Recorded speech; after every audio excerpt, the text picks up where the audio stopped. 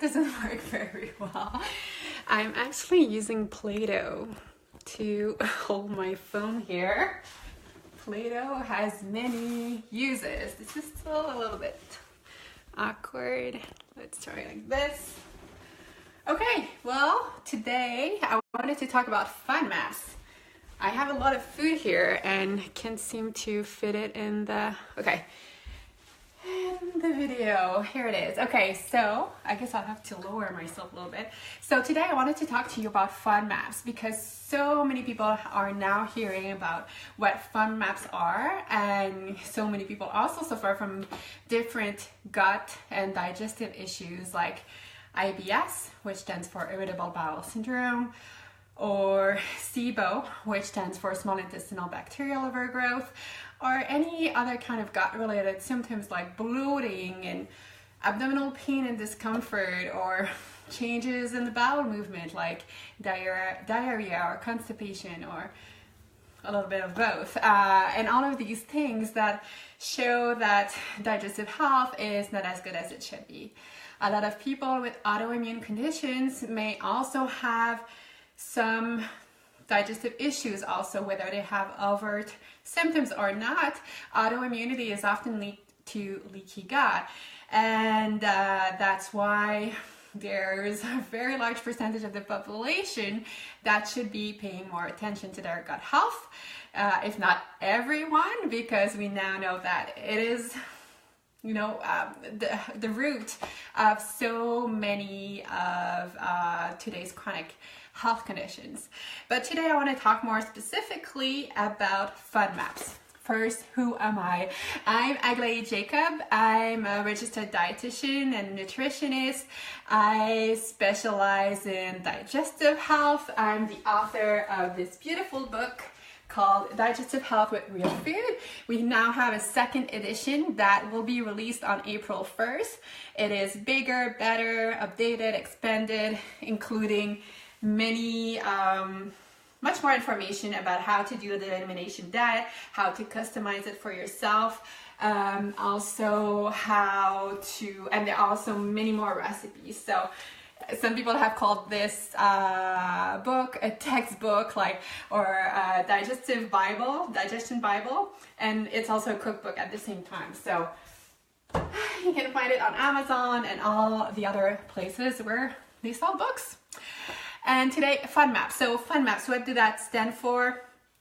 The acronym stands for fermentable oligosaccharide, disaccharides, monosaccharides, and polyols. So not very helpful for most people. But basically, another way to explain what FODMAPs are is that they are short chain fermentable carbohydrates, which are actually not bad or good.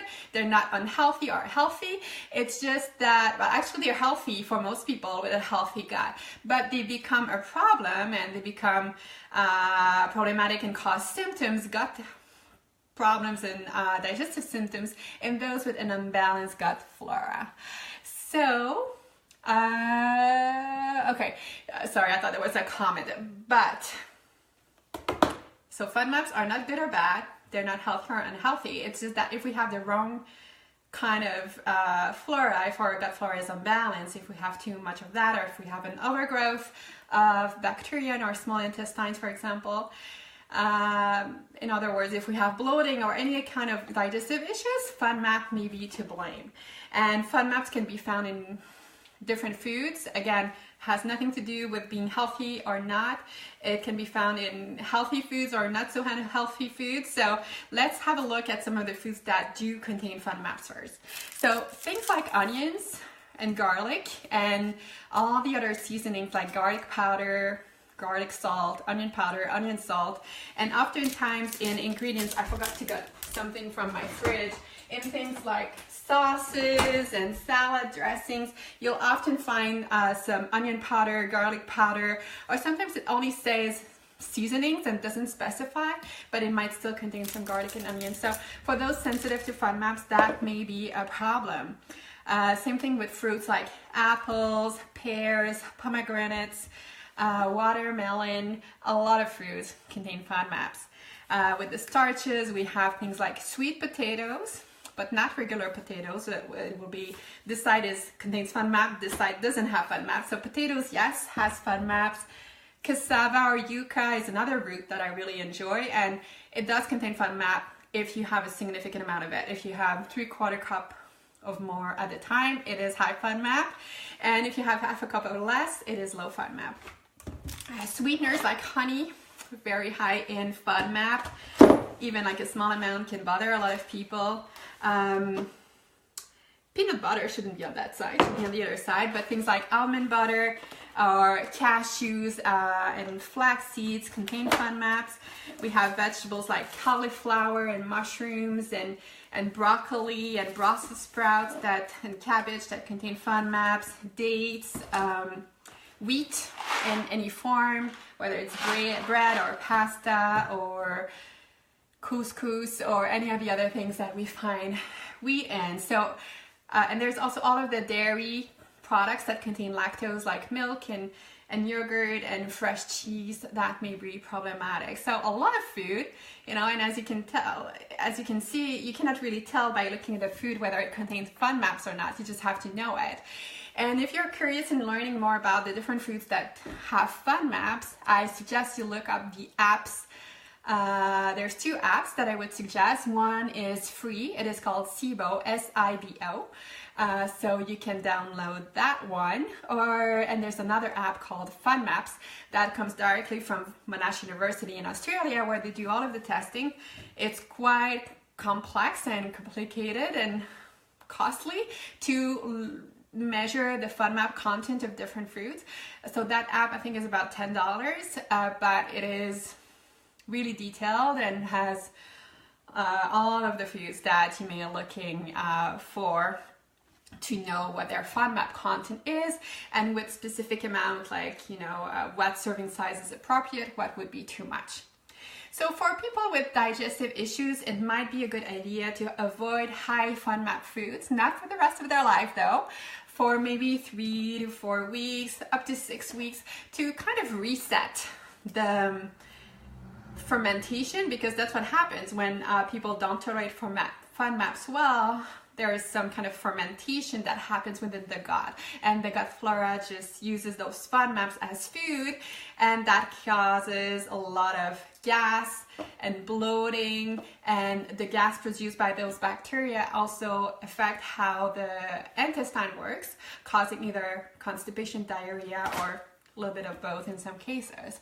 So avoiding FODMAPs for 4 to 6 weeks can be a good way to reset your gut and really decrease your symptoms. And then once you're done with that, you can slowly reintegrate some FODMAPs in a very strategic way, like one at a time, to really assess your tolerance, because there are many different foods that contain FODMAPs. And if you're sensitive to FODMAPs like onions, doesn't mean that you'll be sensitive to all other FODMAPs like cashews and cauliflower. It is really individual. So you shouldn't assume that because you react to certain FODMAPs that you react to all FODMAPs. So that's why it's good to do a reset period of going low FODMAP for 4 to 6 weeks, and then reintroducing them one by one to see what are the foods that truly bother you, and that will help you design your own personal optimal diet that works just for you, because there isn't any study that has been done on your gut and exactly what your body needs and what your unique gut flora needs. So the elimination diet is really the gold standard to identify the foods that are problematic for you and then build your own diet, your own gut healthy diet. So no book is going to tell you that. In my book, I don't tell you exactly what your body needs because I don't know. But what I do know is how to go on different elimination diets so that you can figure it out. So that's really what my book is about. Now let's talk about some low FODMAP food. So if you avoid the high FODMAP food, what is left to eat? Let's talk about some of these foods that may be safer for people that may suspect FODMAPs to be problematic for them. Where do I start? So I have a lot here. Let's start with some vegetables. So, oops, I'm losing a potato here. So vegetables like carrots, are low FODMAP. Zucchini, a lot of leafy greens like kales and lettuce and salads are low FODMAP. I've already said that onions are high FODMAP, but a good way to replace them is to use chives, or the green part of green onions are also low in FODMAP. So you can get quite a good variety with that. Regular potatoes are low FODMAP. I said that sweet potatoes are high FODMAP, so avoid those and replace them with regular potatoes, unless you're sensitive to nightshades, because potatoes are a nightshade, which might be problematic for some people, but not everyone. Again, that's what is so complicated with digestive issues, because it's so individual. But having more knowledge about what different food contain and what could be problematic in some of these different foods will help you better understand how food affects your body and your gut, so that then you can use that knowledge and feel empowered in building a diet that works just for you. A lot of seasonings like ginger and fresh herbs like basil or turmeric and cumin and things like that are also low FODMAPs. Spaghetti squash is a good way to replace the wheat-based pasta that are high in FODMAPs. Rice is a grain, but is low FODMAP and it's a good source of starch. I always suggest to go for white rice over brown rice, which is not what your typical dietitian and nutritionist may tell you. And the reason why is because there are many anti-nutrients in the bran of brown rice, and those anti-nutrients, as you probably can guess, are like the opposite of what a nutrient is, and they prevent us from properly absorbing some of the minerals that may be present in that meal.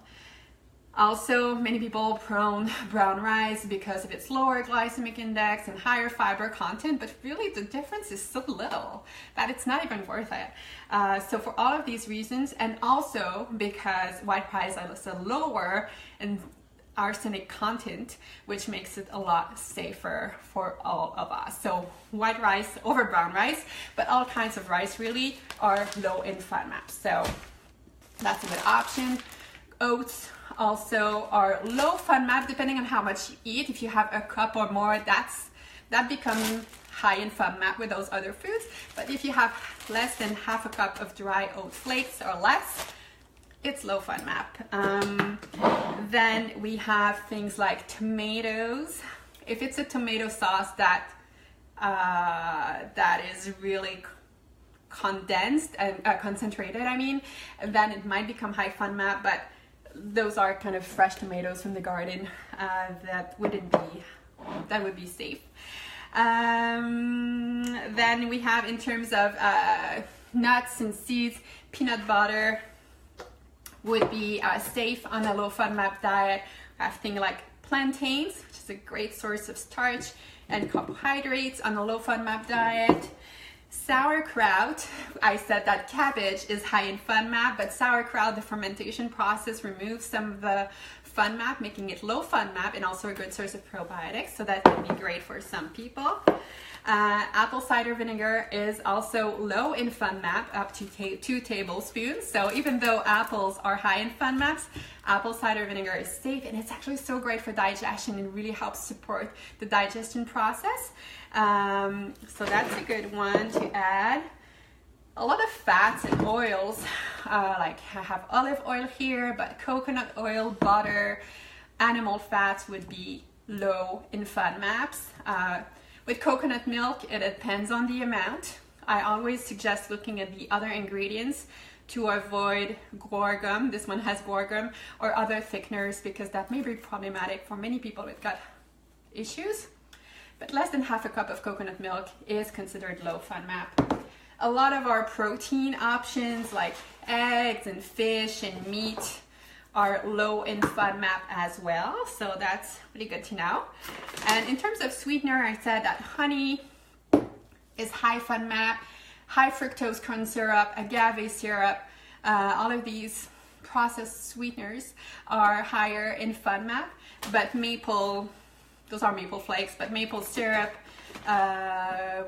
would be low FODMAP. Of course, we don't want to have huge amount of sweeteners and sugars, but those are all safe and in the low FODMAP category. There are many more other low FODMAP food, but I just wanted to give you an overview here and show you that there is still plenty to eat even if you go in a low FODMAP diet. And if you want more complete list, you can go to the apps I just suggested a few minutes ago, or check out my book on Amazon or in your bookstores for more details of what foods contain FODMAP or don't have FODMAP, and how to build your own elimination diet so that you can then discover what foods are really a trigger for you and what foods you can tolerate and keep in your diet. Because the goal is really not to restrict yourself more than you need to. The goal is to have enough variety to enjoy your food and not stress over limiting yourself too much.